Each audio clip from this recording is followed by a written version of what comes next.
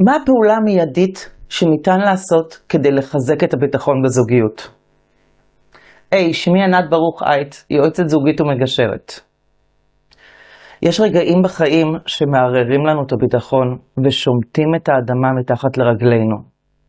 זה קורה לכל זוג ויכול להיווצר מסיבות רבות, כמו מוות של אדם קרוב, חובות וגירעון כספי, מעבר דירה, שינוי במקום העבודה, יציאת הילדים מהבית, לידה.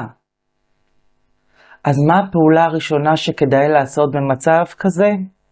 כדי להרגיע את הרגשות, לאסוף ביטחון חדש תוך גיוס הביחד הזוגי? אז כמו תמיד, הפתרונות שלי מתחילים שבו יחד אחד עם השנייה ותתכננו את העתיד. תתכננו איפה הייתם רוצים להיות עוד שנה, איך יראו החיים שלכם, במה תעסקו, איפה תגורו, איך תתנהלו.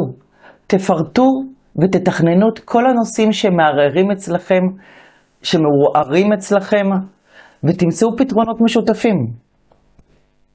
התקווה לעתיד משותף טוב יותר, השיתוף בתכנון ובניית העתיד ביחד יותר מאורגן, יותר מחזיר את הביטחון לכל אחד ואחת ולשניכם יחד.